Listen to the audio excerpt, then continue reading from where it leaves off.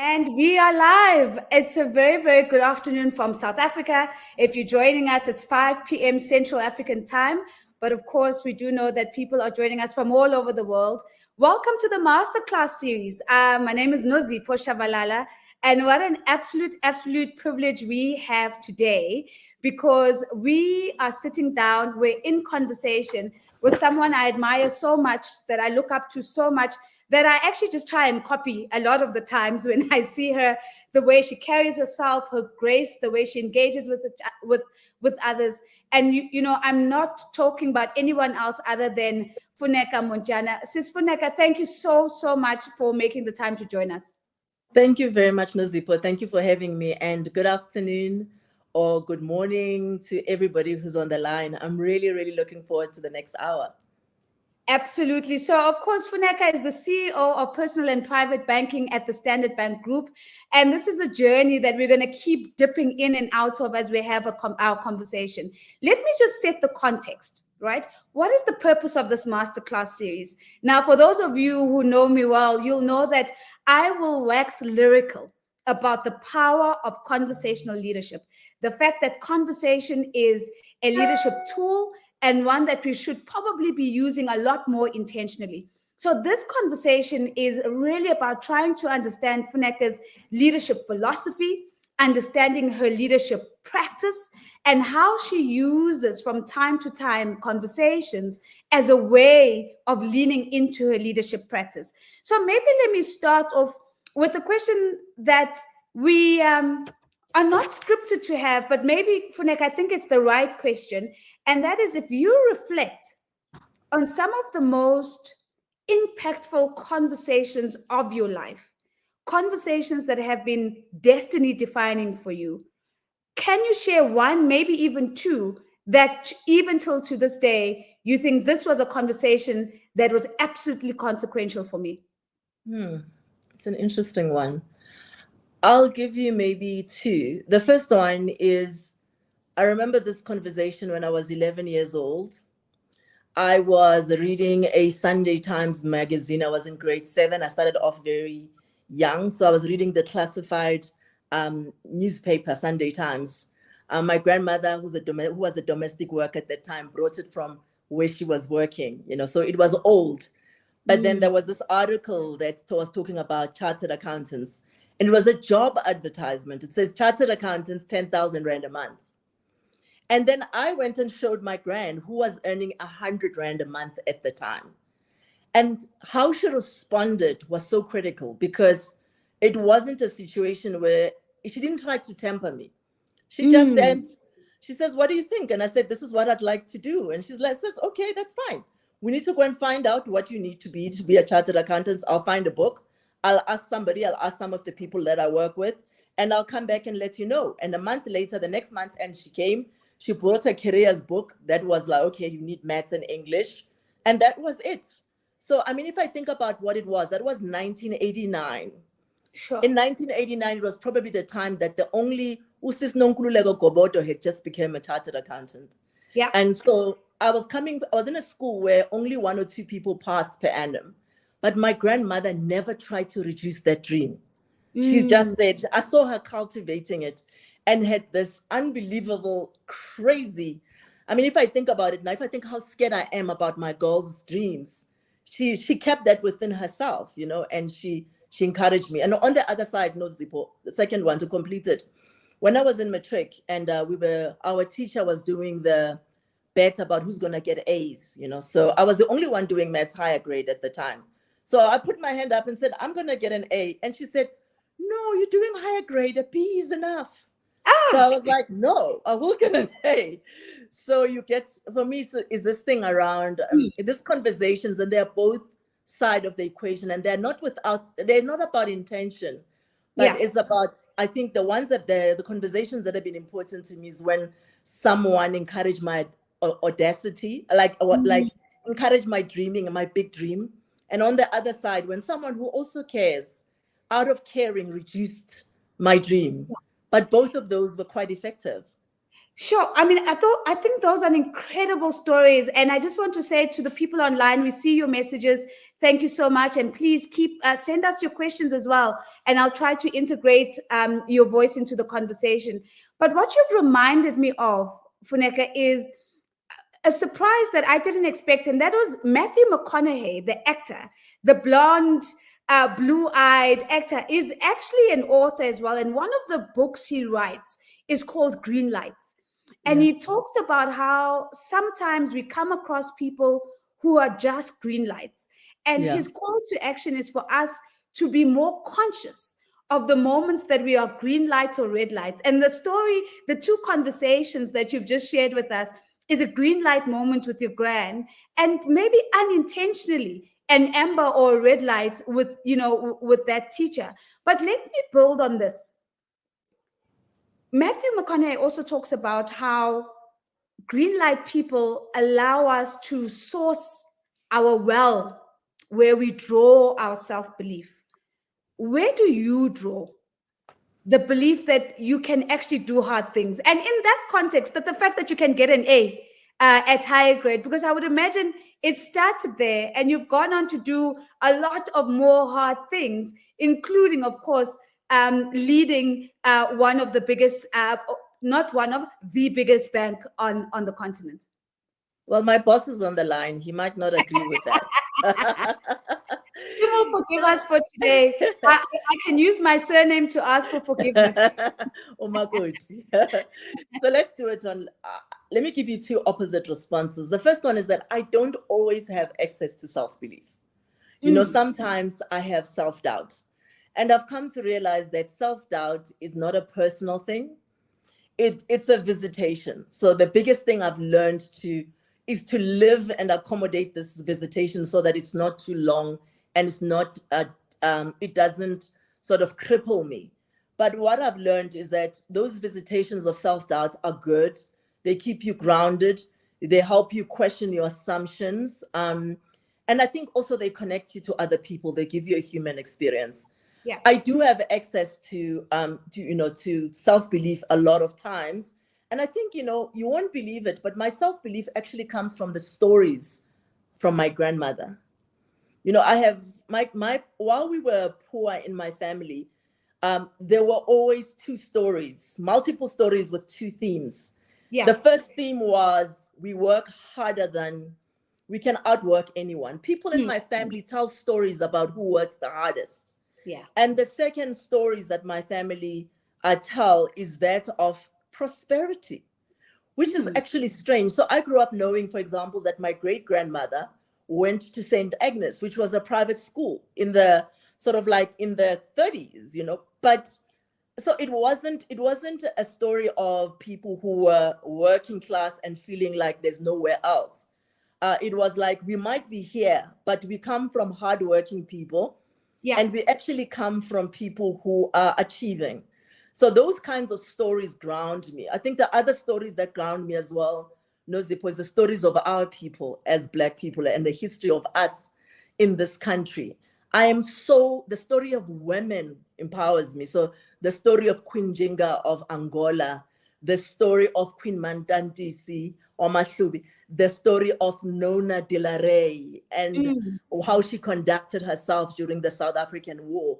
So I think for me, the story of women, and some of the stories are fictional. For example, the stories that are told by a Mexican woman in a book called, it was a collection of all the stories that have been told over time by the name of Clarissa Pinkola Estates. A book is called Women Who Run with the Wolves. Yes. The stories of women in the diaspora, like Ndoza Keshange, so I think mostly is the story of all the women that I know and the women that I don't know. And those all become part of my stories. And that's what gives me when I have access to self-belief, is because of those stories. I mean, I've been scribbling away so much as you're speaking, because there's just so much wisdom in what you've shared. Zintle is picking up that, your quote that self-doubt is only but a visitation, but also is a gift that allows us to stay grounded. And thank you for reminding us of that, because we can't go through life in the absence of moments of self-doubt, because that means we're not living. My favorite poet, David White, talks about being open to heartbreak, because that is a sign that you are loving.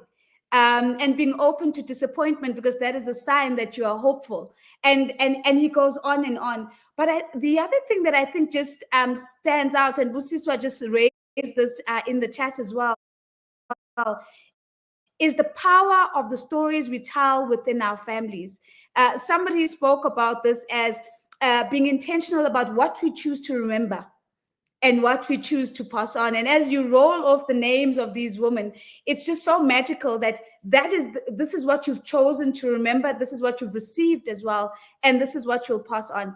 Let me talk a little bit, Funeka, in building on that, about your own identity. Do you get a sense that you've chosen your identity, like you have a sense of agency in choosing who Funeka is and how Funeka is? And where does that sense of who you are in the world, where does it come from? Yeah. I mean, let me say three things, Nozipho. The first one is that I've always been a person who has been interested in issues of identity. In fact, my very first memory, or maybe the reality of life, my first memory, I remember being 5 years old, watching somebody on the side of the road and asking myself, why do some people suffer? I mean, it's such an interesting thought for a 5-year-old, but I think my journey started in earnest when I was about 21 years, no, maybe 19 years old. And I was reading that book called The Road Less Traveled. Yeah. Yeah, not the poem, although I did read the poem later by Frost, but it was incredible to read that book. I remember, I forget the author, but it was actually a psychologist. And I think, and I also read The Alchemist, you know. So I actually have had a very specific, dedicated, so I have put a lot of work into my emotional development and spiritual development, as much as I have put the into my intellectual development as well. So come from a religious family, deeply done years of meditation. And I think in a way, I mean, like everybody else, we all try and find a way to make sense of yourself in the world, you know. So if you ask me what's my MBTI, what's my Enneagram, all of those things. But where I've come to is I've come to a place, Nozipho, that says, I mean, ultimately is what you put, your identity is what you put attention to. You know, so that's how you build it, you know, is what is the choices that you make every day, you know. And I think, man, those choices, I hope that they're intentional enough to be this integration of the ding in the universe that you want to leave behind, and what gives you joy, ultimately. Because what's the point of doing all these things and actually not enjoying, actually have access to joy? And so the best way, if I stand back, I think that the things that give me energy, that also sort of give me the kind of contribution I want to make in the world. For me, I would say, in the language of the East, I would say I love to reduce the suffering of others. So the whole concept of karuna, and I like to see other people grow. The concept of mudita, I like to see other people being happy. And I also want to reduce that. And they sound like the same thing, but they're not. So a lot of my work and a lot of my time, I try and be intentional about those two things, reducing the suffering of others and enabling others to win. So I want to lift up one of the comments you make, that identity is what you choose to give attention to. And what I'm hearing you say is that we have agency over what, in terms of what follows the words I am. And that I am will be completed by what we give attention to. You talk about reducing the suffering of others and also allowing others almost to become full expressions of themselves. And I'll talk a little bit about that, because sometimes the things that we do are hard. And the challenge is, how do you stay joyful even when the going gets tough? And so I want to put that question to you, because a really useful phrase that I've learned is to be a joyful warrior. In moments where I need to take the fight to something, in moments where I need to dig deep, and in moments where I need to show up with grit, I need to tap into being a joyful warrior. Does that phraseology ignite or resonate with you in any way, maintaining the joy even as you do hard things? It resonates with me because joy is not the same as happiness.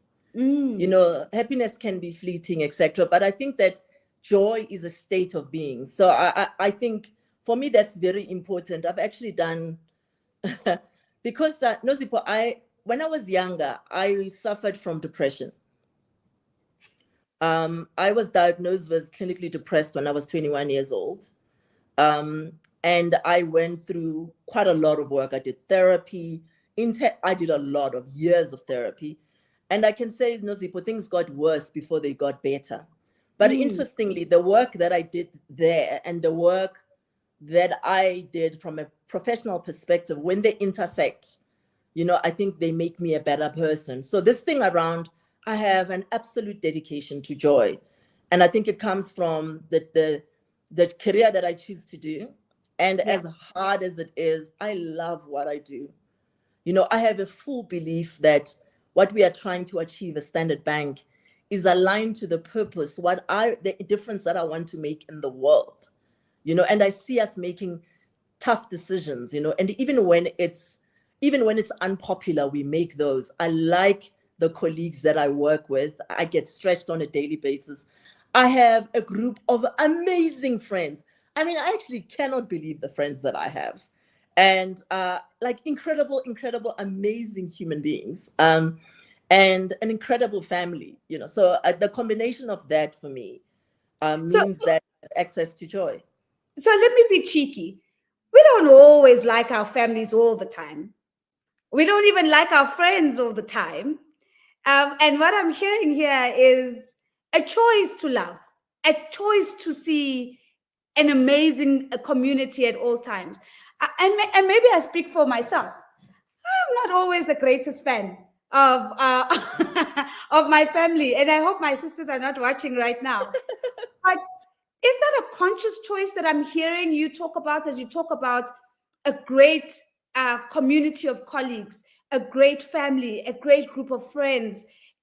It almost sounds like to me you're making a conscious choice to see the greatness and then be a part of that greatness rather than to stepping into something that might have tensions, might be toxic at times, might throw curveballs. How do you take that personal philosophy of how you choose to see the world and build the relationships and the communities around you? Yeah, three things, Nozipo. Firstly, I think that we do choose our community. Yeah. You know, my friends, I've chosen them. I've known most of them since our first year university, 1996. But it's not everybody that I know, you know, so that I met at that time. Even in the family, let's be honest, there's a family that is family that you love, and there's a family that you like, that you choose time with. I think being intentional about who you spend time with, and I mean, your own immediate family, your husband, you choose them, right? And your partner, etc. So I think that it's the combination of choosing how you spend. I mean, we've got such few hours on this glorious planet. You have to choose what you do with them and be intentional about those. And I'm fairly, even with my family, I love my family, but I don't like all of them. And I spend time with the ones that I like. And my friends are fantastic because I've chosen fantastic people. My spouse is fantastic. My employer is fantastic because I've chosen them. The minute they stop, you know, you don't stare. As my friend Mary always says, if the door closes, don't sit there and stare on the closed door. Move on, kind of thing. And I think it's like that with relationship. But the most important thing also is about, you know, you can't expect people to be perfect, you know, but I think all you can hope for is for people to be whole, you know. Yes. I think that's so well said. Somebody once said to me, Nozi, you can't go through life treating people as if they're always at risk of walking on wet cement. And Yeah. you know that analogy has never left me because it is the power of imperfection, and that also people have the right to change their minds and to do things differently that don't always align with what you think and say.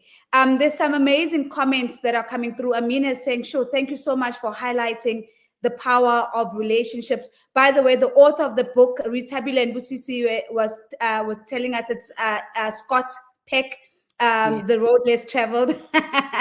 So thanks, Busi, for that. Let's go into your professional leadership space. I mean, I've been playing around a little bit in your personal leadership space, Funeka. In your professional space, what would you say was the hardest leadership lesson that you've had to learn, and how has it impacted how you choose to lead others today? I think that, I mean, it's an ongoing thing and you learn something every day. But when I was reflecting on this question earlier, I think the three things, I think the first thing that I learned earlier in my career is that there's a difference between achievement and significance. And I learned that in my career, I had a great career at PwC, or the audit firm, a really great company. And I learned a lot. They actually gave me a scholarship to actually be a chartered accountant. But at some stage, my transition to Standard Bank came because I wanted to play a different role. You know, I wanted to make a difference in the world in a different way. I don't know if that makes sense. So I learned there that, listen, I was a partner. You understand? I was not only a partner, I was a technical partner. And really, we did consider ourselves the smartest people in the room.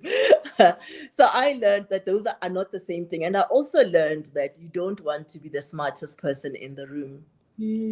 That you have to surround yourself with people who are different from you, who bring in different strength.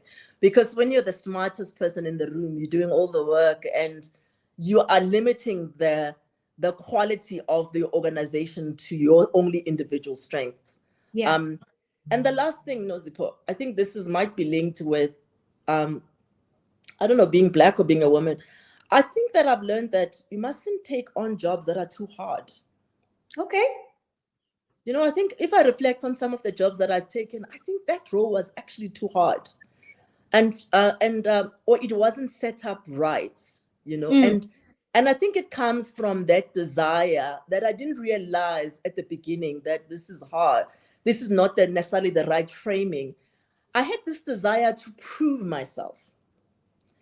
And I think when you're trying to prove yourself, and I can see it now, I know in my 40s now, that proving yourself is a very different orientation to growth and contribution. Because growth and contribution is a giving stance. And proving yourself, while it doesn't sound like that, it's a receiving stance. Yes. And you always like turning your colleagues and perhaps your clients and your bosses into critics and spectators, as opposed to co-conspirators, so to speak. I don't know if that makes sense. And so it makes you not so discerning about the moves that you make. So one of the biggest things that I've learned is don't prove yourself, grow and add value and be part of a community that achieves things.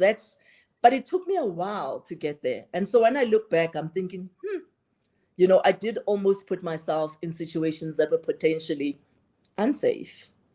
Sure. You've said so much in that, and I just want to lift two things up, Funeka. So as you talk about the posture of proving yourself versus the posture of growth and contribution, I'm seeing so much reaction on it online, even as you speak those words.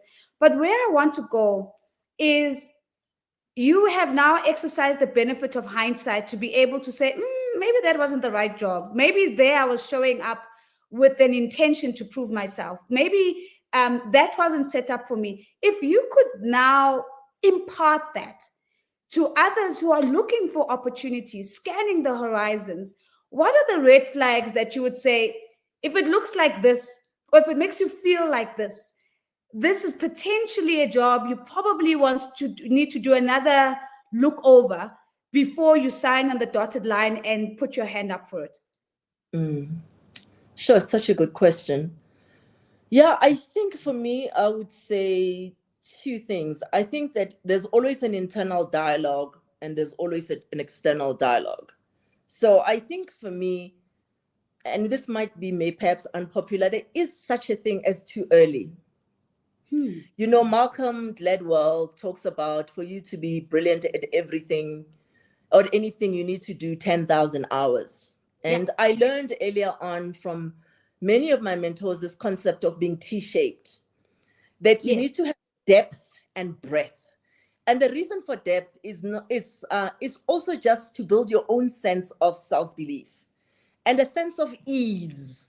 That there's a place in the world where you know that, you know, when people talk about this, I'm amongst the best in the world. So I do think pacing oneself is a good thing. Now, you can do your 10,000 hours fast or you can do them slow. I mean, for me, a workaholic like me, I'm trying to change, Nosy.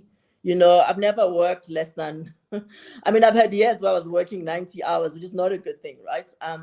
I've done my 10,000 hours, you know, fast, but you must do them because I think that I see leaders who've done 10,000 hours and those who haven't.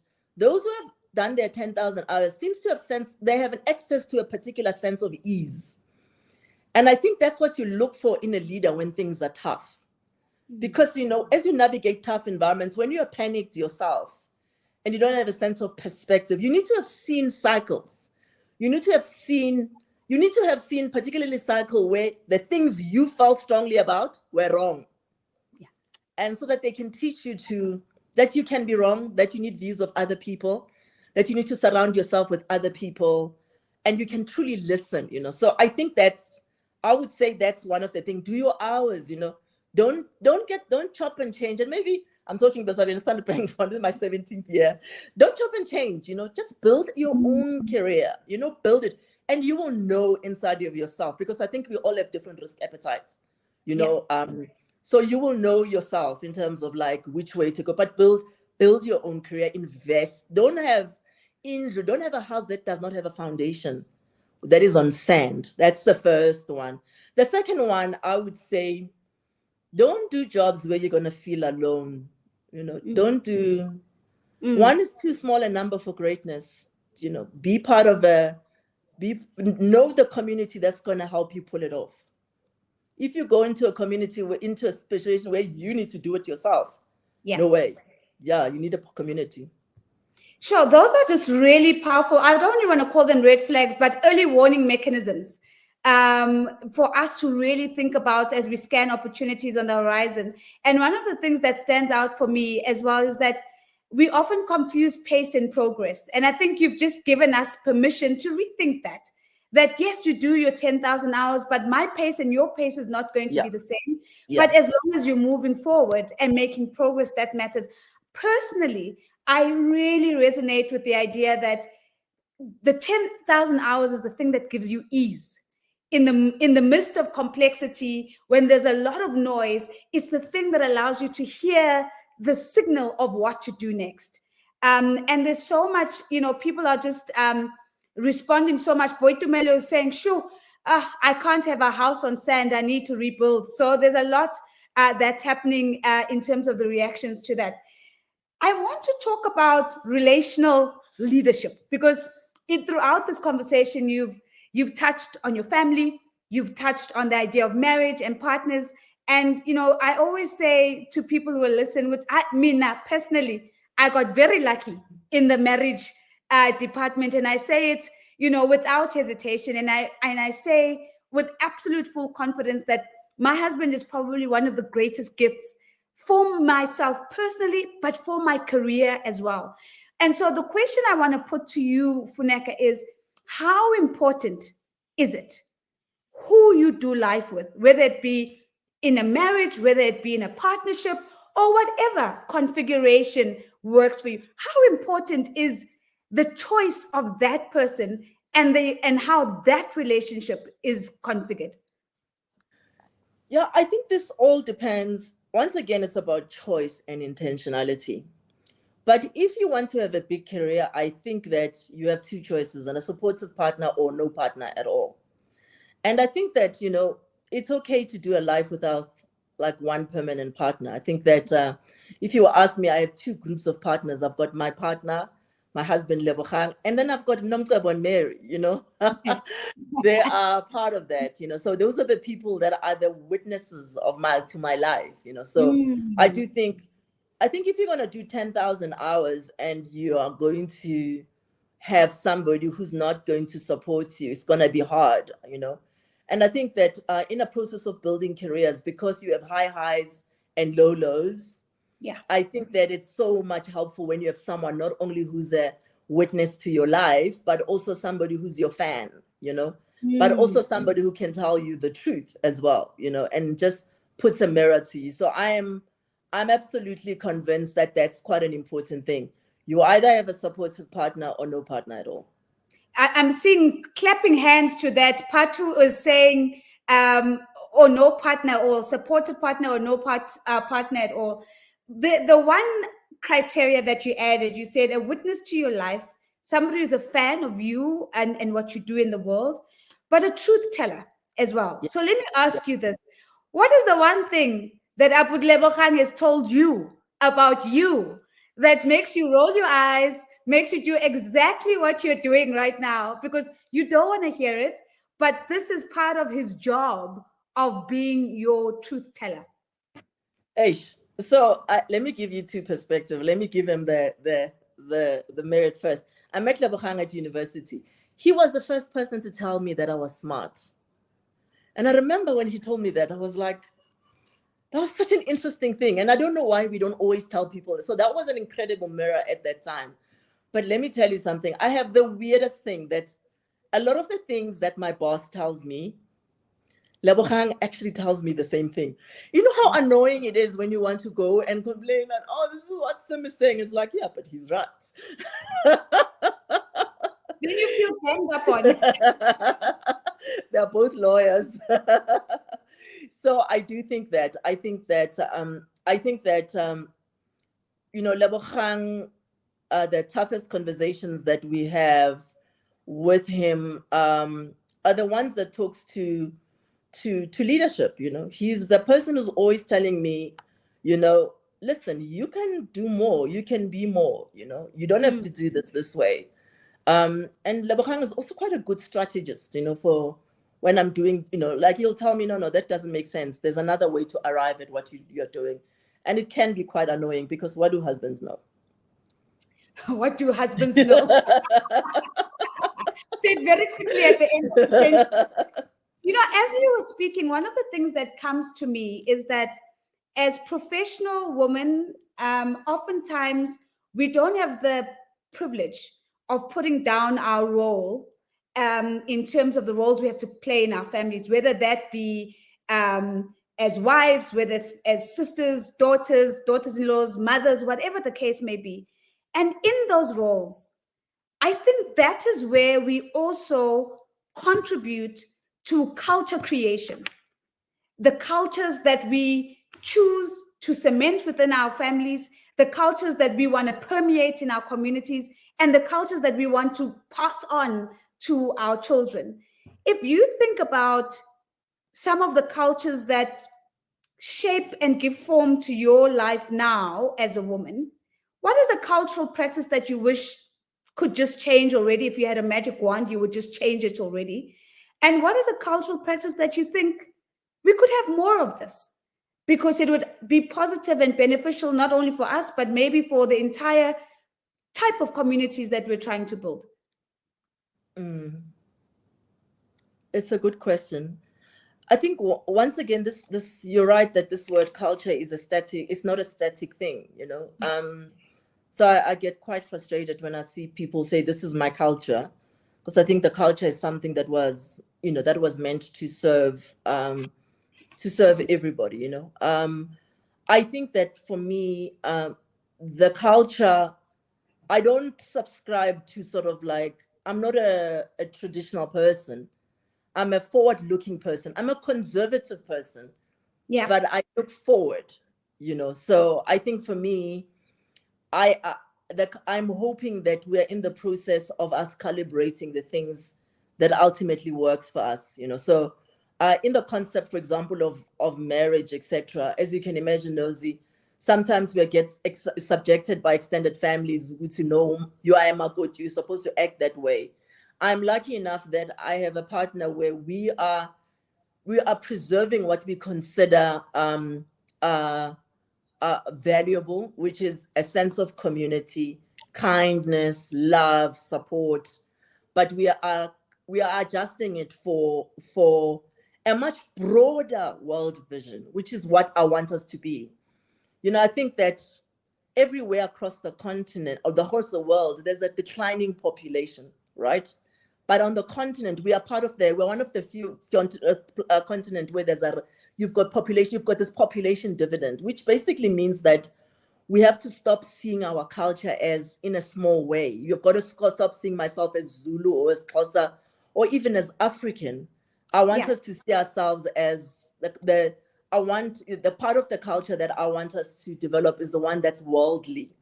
To be able to be in the world and also feel at home. Sure. And take what works from the past, but build onto it. I don't know if that makes sense, Nos. Yeah, I absolutely love that. And this idea that being conservative doesn't mean you're not forward looking, because I think those are two very, very different things. And you can be conservative, but very much in the world and being a part of the world. But I think, what I like the most is that, I often feel that it's another job that women have to carry, and that is often unseen. This idea of being culture creators and culture nurturers of that which we like within our families and within our communities. Yeah. Culture doesn't end at home, as we know. It might probably start at home in a lot of ways. A lot of our biases start at home. Some of the stereotypes start at home, in conversations, in the way we're socialized, but they follow us into the workplace as well. I want you to maybe take us into your world of being a Black woman in a space that unfortunately in 2024, we still say is male dominated. And talk to us about, I don't want to call it survival strategies, right? Because I think that just puts a negative tone on the question already, but rather, how are you thriving in a space that doesn't always look like you, doesn't always sound like you, and is not always in the shape of people who want to show up like you? What are your thriving strategies that ensure that, one, you're able to do the work you set out to do, but you're doing it with joy, and you're doing it in a way that's allowing you to see the significance that you're after? Yeah. So Nozi, goes back to intentionality. One of the reasons why I joined Standard Bank sort of 17 years ago, I was very deeply connected to the purpose, really wanting to make a difference on the continent and be part of the growth, driving the growth of our continent. I love the people that I work with. I work with really, really smart people, and I work in a diverse environment. So Nozi, I don't work in an environment where I'm the only woman there. When I'm in the exco or at the board, we had a board last week, the chair, Susungu, is a woman. Yes. And I've got board members, probably 4 or 5 board members who are women, really powerful women.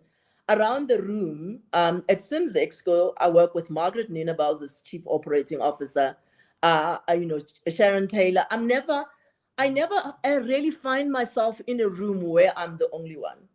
I'm the only woman or I'm the only Black person, which is also about that intentionality. So I'm saying to everybody who's listening, that just choose your employer well. I mean, it takes a community to do things. Go and find a diverse place to work, and that's a superpower, because I think that as a human being, when you feel isolated, you feel unsafe, and nobody does great work in a safe place, in an unsafe place. So I work in a diverse environment. So my survival kit remains that, hey, I'm part of a community, Nozi. I'm a part of a community. I've got a community at work, and I've got a very strong community of big sisters at work, outside the organization, and also my peers across the bank. So I never feel like I don't feel like I'm walking the road alone. And as indlela ibuza phambili, I have big sisters who've walked this road that I can always go back to and say, listen, how do I do in this environment? So I'm not walking alone. So let's chalk it down to say Standard Bank is a great place to work. So let's make sure that we've got that on record. But let me then push you a little bit on this, because the picture doesn't always look the way you've described outside of Standard Bank. In fact, in the broader industry, we're seeing some positive change. As we said, Usis Mary, we're all so amazed, and so happy for her as well. But you just need to go to the sector on your right or a different industry on your left, and you begin to see that sense of community, of being surrounded by other people that don't make you feel alone, is not true for many economic sectors in the country and on the continent in general. I'm off to Harvard on Friday, and one of the case studies we've had to work with in preparation for this is, how is it that in 2024 we're still trying to flip the numbers in terms of women CEOs? We're still trying to figure out women representation on boards. We're still trying to figure out women representation in a range of other spheres. We're making good strides in the public service, but not always in the private sector. And so there are women who might be younger right now, who are looking around them and are not seeing the community that you have right now. How do they stay the course? What would you say to them as they figure out their way to Standard Bank while they are where they are? How do they stay the course? Yeah. No, I appreciate where you're coming from. I mean, Nozi, you're right that the journey that we have walked, there's definitely been gains, but the gains, one might argue that they have not happened fast enough across the industry. I guess that. I mean, I think what keeps me going is always a reminder that this is a movie. It's when you take a picture at a point in time. Yeah. It looks very depressing, but it's a movie. I always think, like, I wonder how things were like. If you think about how things were like for Abu Sisingu, for Abu Geraldine, from us Khomotos, I think sometimes they look at us and think, you guys have no idea. So I think we must appreciate the sense of history and the sense of progress, and let us build us. Finally, let us find us where that we are playing the next chapter in the movie. The second one is that sometimes you do find yourself in an environment where it's only you. So my encouragement is build a community around you.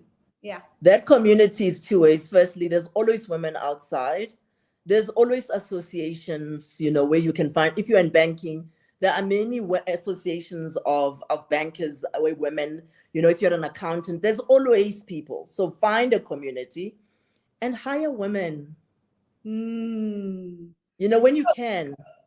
Yeah, hire women. So sometimes there's one of my favorite poets is a guy by the name of Tapiwa Mugabe. And he talks about the fact that sometimes, you have to cross rivers that had no bridges, that should have had bridges. But then you have to go back and put bridges for the next ones. So I think that build a community and build bridges for others. I love this idea about something very practical that we can do. And the idea of building bridges is beautiful and metaphorical, but hiring women is such a direct, practical thing that we do. Let me just be a little bit cheeky, because you're my big sister and I can do this. Once you've hired women, can we also encourage our leaders to make sure that women are getting paid the same as men for the same job? Because how is it that again in 2024, we are still fighting for equal pay for women? And I suppose my question is, what advice do you have for women who have a voice around the table that sets remuneration practices and standards? And how do you find the words to ensure that you are clear and emphatic about this, whilst not isolating yourself? Because we're understanding that you've got to do both, and you've got to meet people where they're at, but you've got to push for progress at the same time. And around this contentious issue, we just don't seem to be cracking it as quickly as we should. Because this one should be a low-hanging fruit, but it just doesn't seem to be. So you're absolutely right. I mean, worldwide, the pay gender gap is a real issue, across all industries in all countries. And it's something that I think that needs broader systemic society, solutions. And I do think that there are some solutions that have started being, for example, disclosure, so disclose where you are, disclose how you're paying people. And there's a lot of work that's starting to come through there. And also just this idea about where do you put women into revenue generating role versus non-revenue generating role, all of those things, absolutely critical. But I think at an individual level, I would say you need to negotiate your pay, girl. You need to negotiate your pay. And you've got to do it in two ways. Firstly, you've got to be very good. You've got to be good at what you do. So that's why, hey, yazin, maso right ilana izofika imali, ne? And secondly, you mustn't, as much as this elicits the activists in us, you have to be deliberate. And like yabana mangifuna ukukhuluma noSim about umholo wami, fanele ngamtsheli, like not like Montjane, what is saying, what January. Fanele ngimtshele early ukuthi yazi Sim, if I meet my budget and if you wanted to see me cry, during our rampage, this is the kind of number that would be there, So I think that for me is be good at what you do. Make sure that you perform, because we must also hold ourselves accountable. Yeah. Negotiate, but be deliberate, not radical. Yeah, I hear you. And as you tell the story, I'm almost embarrassed when I think about, there was a time where I only, of course, mentioned the employer, but I made a move from one organization to another, and I took a 50% cut. And when I think about it now, I'm floored that I did something that silly. And in fact, after I'd signed on the dotted line, one of the ladies in HR came to me and said, "We were waiting for you to negotiate. That's why we went so low. We thought that you were going to come back." And I just, I've never lost that lesson. And it took me years to claw back the value and my worth. And I learned that the absolute hard way. And I want to just let you know that Sim has just commented in the chat, and he says, a hearty congratulations and a most magisterial conversation, profound, powerful, learned, humorous, and humane. Bravo.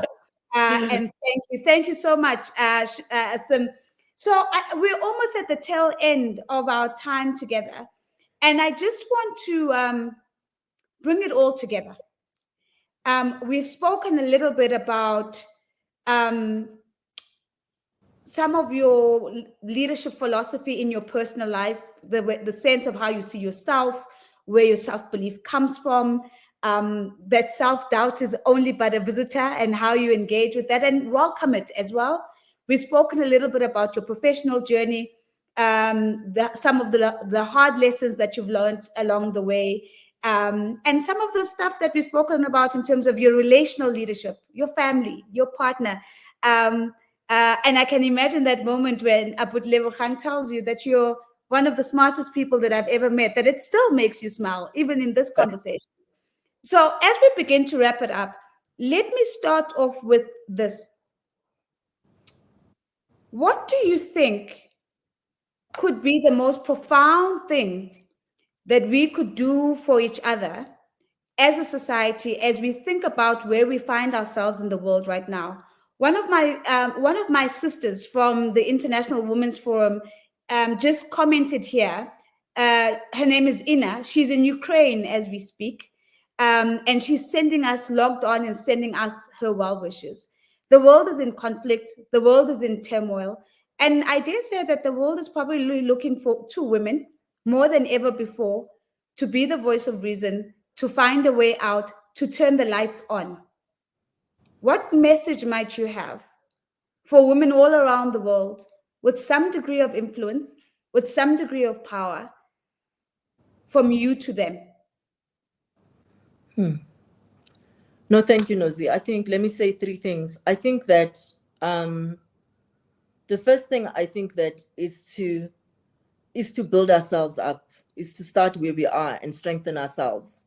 And I think one of the greatest ways for us to be part of intergenerational dialogues that are not only, or communities that are not only local, but that are global, so that we can make our place, our world, and our sense of connectivity harder, bigger. I don't know if that makes sense. So that's the first one. So be part of an intergenerational dialogue that has a global context. That's the first one.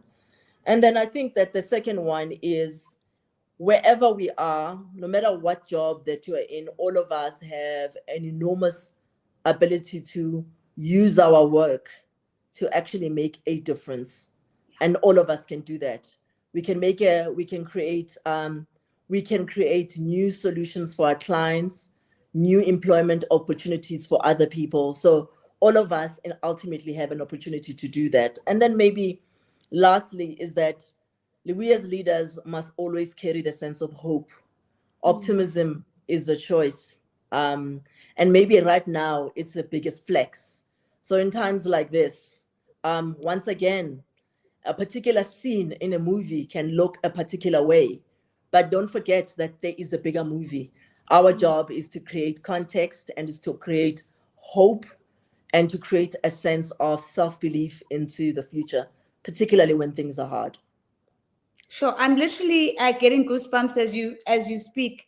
Optimism is a flex, and I just want to thank you for that, because I think that is absolutely powerful and absolutely what we need to remember right now. The last thing I want to say is I like putting my guests on the spot, so I always want curveball question, and it's always going to be the last question. But you're safe with me. This is what I'd like for you to think about. Tomorrow morning, we're going to put up a billboard on Baker Street, just outside the big Standard Bank building. And of course, for those of you who are in South Africa and those who are following what's happening in South Africa, tomorrow we actually go to the polls and we go and we make our mark at our 30th year of our democratic state. And so it's quite significant for us. So the billboard's going to go up, not tomorrow, Funeka, it's going to go up on the 29th, on the 29th, on the 30th, on Thursday, the day after the election. And the billboard starts with the following words: Dear South Africa. And you get to finish the sentence. Now, I need to remind you, it is just a billboard. It is not an executive summary. It is not a speech or a talk. It is not a dissertation or a thesis. It's just a billboard. And I know that Sim will pay for it. So, yes, what does your billboard say?